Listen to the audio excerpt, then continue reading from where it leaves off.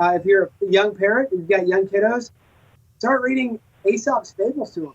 Start reading Grimm's fairy tales to them. It's amazing how little kids who are 3 and 4, as soon as you start reading Aesop's fables to them over the new modern stuff, they don't ever want to go back to the new modern stuff. Like the new stuff cannot compete with Grimm's fairy tales. Every 3-year-old knows that. Yeah, for sure. And I think so many people too who are older might want to go back and learn new things they didn't get to learn and feel like, oh, I didn't get to spend the time on the great books or whatever it is. So, what would be your suggestion on why people should even learn these things? Because some people might be conservative, but say, well, I don't know. I'm focused more on practical reading or things like that. So, what is kind of the value, would you say, of reading things like the great books to people of any age?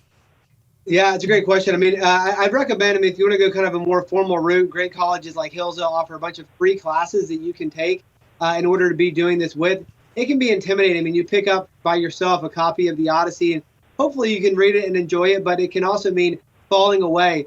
I think the great books, this tradition is meant to give birth to the great community.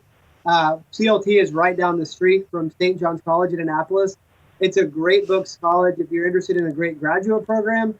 It's amazing for teachers.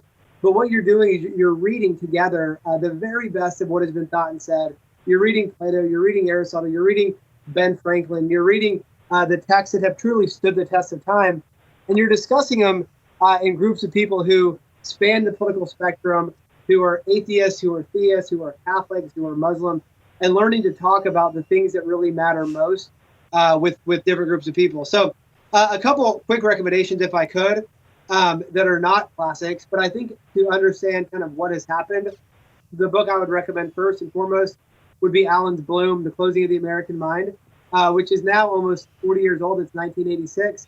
But Alan Bloom was a professor at the University of Chicago, and he during his 40 years from the late 40s until the 80s, he witnessed this seismic change in the kind of students that were arriving to campus.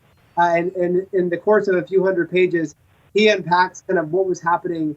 A new book is also out called The Battle for the American Mind. David Goodwin, Pete Hegseth. It's a great book, and it talks about how really intentional and really kind of radical, not just Democrats, but radical fringe progressives were able to grab hold of things like accreditation, things like teacher certification, and really have come to dominate a lot of the ed schools in the United States, which make it very hard for any teacher to get certified without first absorbing a bunch of ideology that then is passed on to students.